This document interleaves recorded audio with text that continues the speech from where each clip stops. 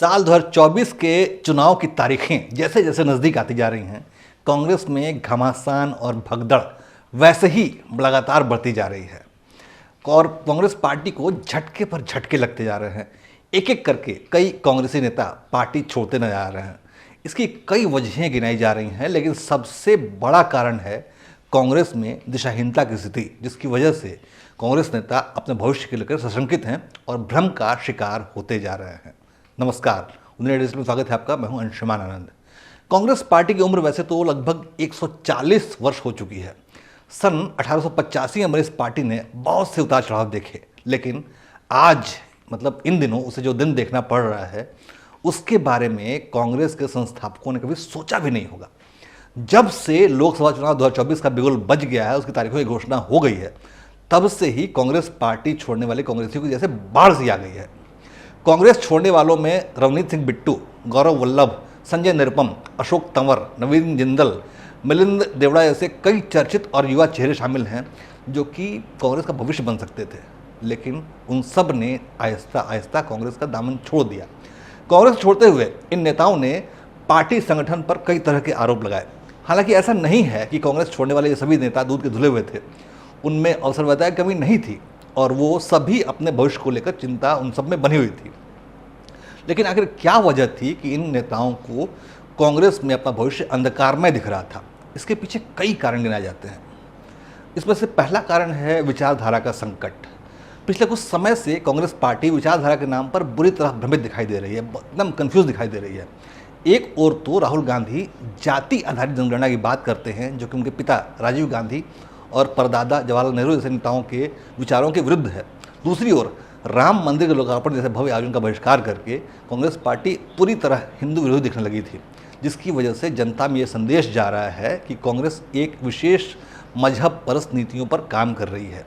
राहुल गांधी के जमाने की कांग्रेस का झुकाव वामपंथी विचारधारा की तरफ बढ़ गया है, जो कि कांग्रेस के मूल विचारों के लिए घातक साबित हो रहा है।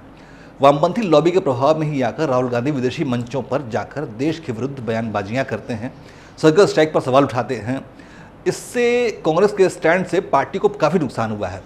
चीन के बारे में भी राहुल गांधी जो बात विदेशी मंचों पर करते आए हैं, वो बंद दरवाजों के पीछे होनी चाहिए थी। उसे राहुल गांधी खुलेआम विदेशी मंचों से उठाते हैं, जो कि जनता को बेहद नागवार हो जाता है और कांग्रेस की छवि देश विरोधी होने लगती है। इसी तरह से आर्थिक मामलों में भी कांग्रेस नेताओं का रवैया ऐसा है जैसे व्यापार करना और पूंजी इकट्ठा करना कोई बहुत बड़ा गुनाह है। वर्तमान समय में कांग्रेस हमेशा से देश के वेल्थ क्रिएटर्स को नीचा दिखाते हुए दिख रही है। यही वजह है कि कांग्रेस आज उन आर्थिक उदारीकरण, निजीकरण और वैश्वीकरण नीतियों के खिलाफ खड़ी दिख रही है, जिसकी शुरुआत खुद कांग्रेस के शासनकाल में ही हुई थी। मनमोहन सिंह ने ही शुरुआत की थी इसकी। देश में होने वाले हर विनिवेश पर पार्टी का नजरिया हमेशा नकारात्मक दिख रहा है। अब विसंगति देखिए, जो राहुल गांधी अडानी और अंबानी जैसे पूंजीपतियों के खिलाफ जहर उगलते रहते हैं, वहीं राजस्थान और छत्तीसगढ़ में उनके विश्वस्त सहयोगी अशोक गहलोत और भूपेश बघेल जैसे मुख्यमंत्री अडानी का स्वागत करते हुए दिखाई दे रहे थे। अब कांग्रेस पे दूसरा आरोप लगता है कि इसकी हिंदू विरोधी छवि।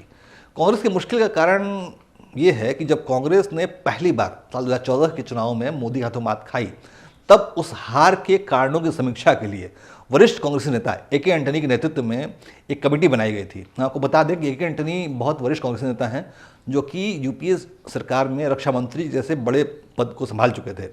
तो एंटनी साहब ने अपनी रिपोर्ट में बताया था कि कांग्रेस की छवि हिंदू विरोधी होते जा रही है। उस रिपोर्ट में कहा गया, एंटनी रिपोर्ट में कहा गया कि पहले कभी भी ऐसा नहीं था और इसमें सुधार की ज़रूरत है। यानी कि कांग्रेस को अपनी हिंदू विरोधी छवि को सुधारने की आवश्यकता है।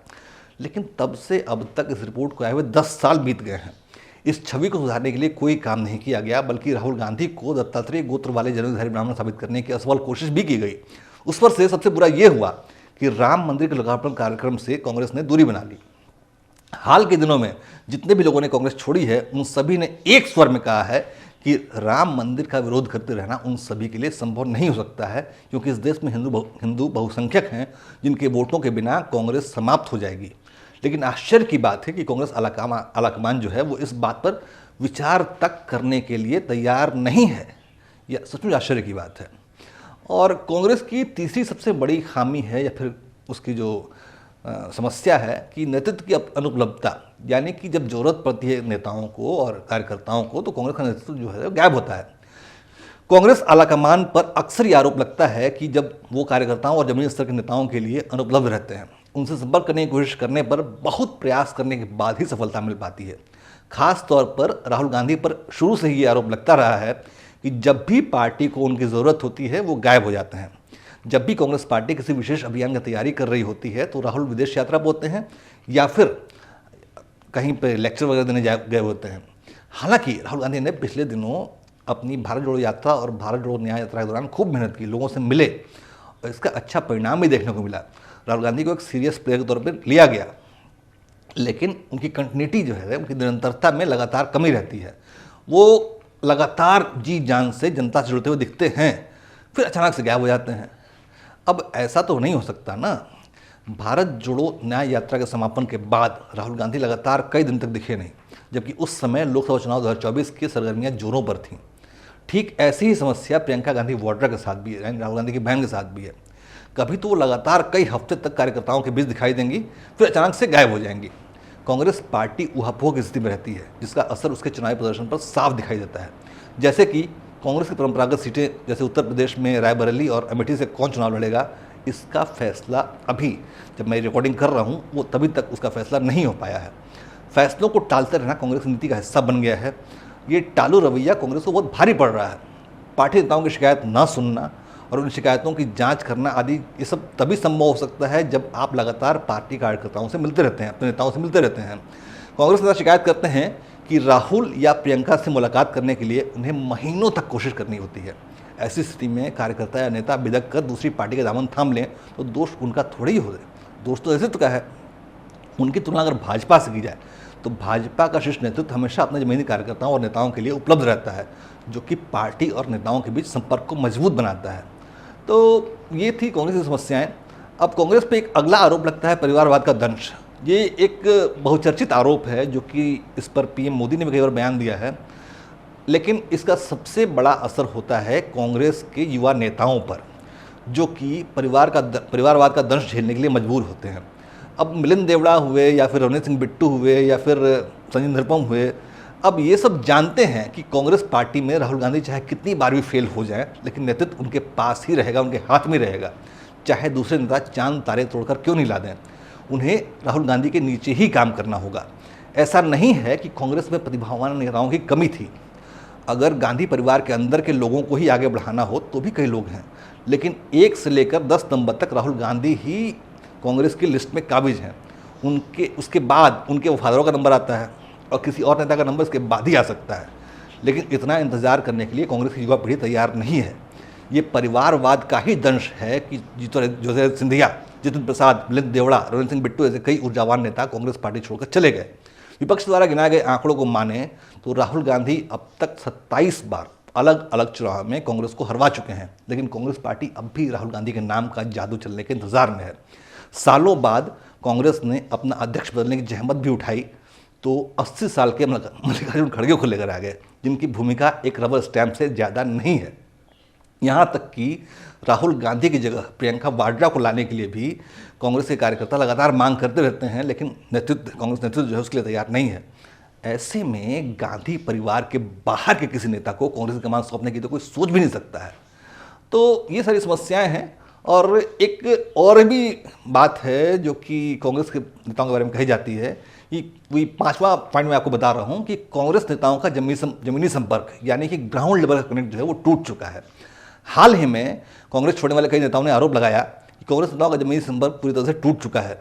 आज देश बदलाव के दौर से गुजर रहा है, लेकिन वर्तमान कांग्रेस नेतृत्व नए भारत की आकांक्षा को समझने में अक्षम है।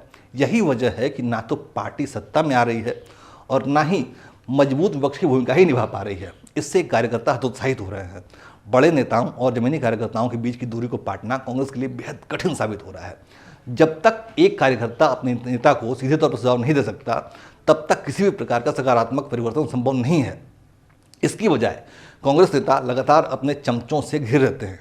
जो कांग्रेस का शीर्ष नेतृत्व है, उनके आसपास की जो घेरबंदी है वो चमचों की है, वो उनके ठगोसगाती लोगों की है, जो कि उन्हें ये जो चमचे हैं कांग्रेस नेतृत्व के, वो उन्हें लगातार आसमान पर चढ़ा रहे होते हैं और कांग्रेस नेतृत्व इसी फील गुड में दिमागी तौर पर व्यस्त रहता है। इसका नतीजा ये है कि पार्टी बर्बाद होती जा रही है। अपना इस्तीफा देते हुए मुंबई से कांग्रेस के वरिष्ठ नेता संजय निरुपम ने साफ तौर पर कहा था कि गांधी परिवार में 5 पावर सेंटर हैं, जिसमें से 3 पावर सेंटर तो गांधी परिवार के अंदर के ही हैं, यानी कि सोनिया गांधी, राहुल गांधी और प्रियंका गांधी। इसके अलावा 2 और पावर सेंटर बन चुके हैं आज की डेट में। वो है मल्लिकार्जुन खड़गे यानी पार्टी अध्यक्ष और के.सी. वेणुगोपाल जो कि राहुल गांधी के बेहद करीबी हैं।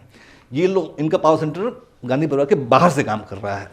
राहुल और प्रियंका की लॉबी की टक्कर से कई नेता हाशिए पर चले गए हैं, जिसमें से पंजाब के कद्दावर नेता अमरिंदर सिंह, नवजोत सिंह सिद्धू, हरियाणा का अशोक तंवर, राजस्थान का अशोक गहलोत और सचिन पायलट जैसे नाम प्रमुख हैं। इन राज्यों में कांग्रेस की दुर्गति के कारण पार्टी के अलग अलग पावर सेंटर का होना और पार्टी का जमीनी संपर्क टूट जाना है। तो कांग्रेस की समस्याओं के ये 5 प्रमुख कारण थे। मैं उम्मीद तो नहीं करता हूं कि राहुल गांधी ये वीडियो देखेंगे, लेकिन अगर वो वीडियो देखते हैं तो शायद उन्हें सोचना चाहिए कि उनकी टक्कर जो है वो नरेंद्र मोदी और अमित शाह जैसे संगठनकर्ताओं से है। तो जब तक वो अपने आप को मजबूत नहीं बनाएंगे तब तक कांग्रेस पार्टी मजबूत नहीं हो सकती है। और एक मजबूत विपक्ष का होना किसी भी लोकतंत्र के लिए बहुत ज़रूरी है। इसलिए मैं चाहता हूँ, निजी तौर पर चाहता हूँ कि कांग्रेस पार्टी मजबूत हो, कांग्रेस पार्टी कम से कम गिनती में तो आए, जिससे कि भारत में एक समृद्ध लोकतंत्र का नज़ारा हमारे सामने देखने को मिले। जय हिंद, जय भारत।